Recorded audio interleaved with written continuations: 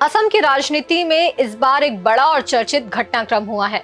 126 सदस्यीय असम विधानसभा में इस बार औपचारिक रूप से विपक्ष का नेता नहीं बनेगा।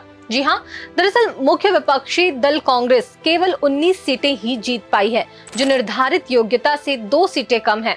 चुनाव परिणामों के अनुसार मुख्यमंत्री हिमंता बिस्वा शर्मा के नेतृत्व वाली बीजेपी और उसके 2 क्षेत्रीय सहयोगी असम गण परिषद व बोडोलैंड पीपुल्स फ्रंट ने मिलकर भारी बहुमत के साथ 102 सीटें हासिल की हैं। वहीं कांग्रेस के नेतृत्व वाले विपक्षी गठबंधन को कुल 21 सीटें मिली हैं, जिनमें कांग्रेस की 19 और रायजोर दल की 2 सीटें शामिल हैं। बाकी 3 सीटें AIUDF ने 2 और तृणमूल कांग्रेस ने 1 सीट जीती है, जो कांग्रेस के गठबंधन का हिस्सा नहीं है।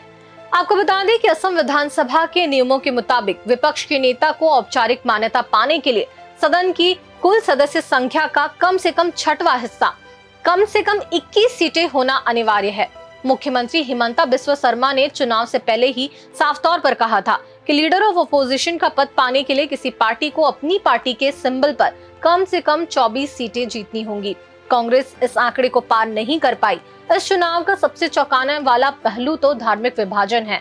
बीजेपी गठबंधन के सभी 102 विजेता हिंदू या आदिवासी जनजाति पृष्ठभूमि के हैं, जबकि विपक्ष की तरफ से कुल 24 सीटें जीतने वाले उम्मीदवारों में से 22 मुस्लिम हैं और कांग्रेस के तो 19 जो कैंडिडेट थे जिन्होंने जीते हैं, उसमें से 18 मुस्लिम उम्मीदवार हैं।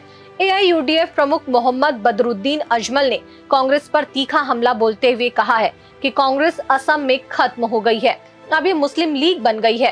देखो, दूसरे के लिए जो कुआं खोदता है, उनके सामने कुआं है। कांग्रेस ने UDF को शेष करने के लिए कुआं खोदा, उसी में खुद कांग्रेस को गिर गया और कांग्रेस खत्म हो गया असम से। कांग्रेस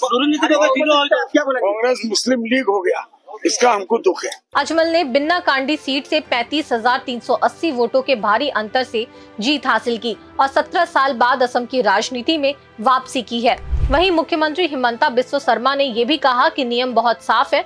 उन्होंने चुनाव से पहले ही भविष्यवाणी की थी कि कांग्रेस बंगाली मुस्लिम बहुल क्षेत्रों में कमजोर रहेगी और उसे आदिवासी बहुल इलाकों से पर्याप्त समर्थन नहीं मिल पाएगा।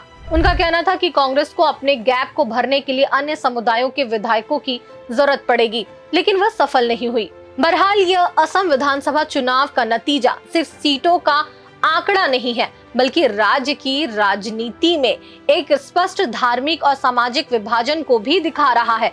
अब देखना यह दिलचस्प होगा कि अगले 5 साल तक असम विधानसभा में विपक्ष की भूमिका क्या रहती है और कांग्रेस इस स्थिति से कैसे उबर पाती है। अगर आपको हमारी यह रिपोर्ट पसंद आई हो तो इसे लाइक करिए, कमेंट करिए और इस वीडियो को शेयर भी करिए। मिलते हैं अगली खबर में नए रिपोर्ट के साथ। नमस्कार। देश दुनिया की रखी खबर हर रोज हर शाम कानो कान सुनते रहें द लेंस पॉडकास्ट। रही अपडेट लेंस के साथ।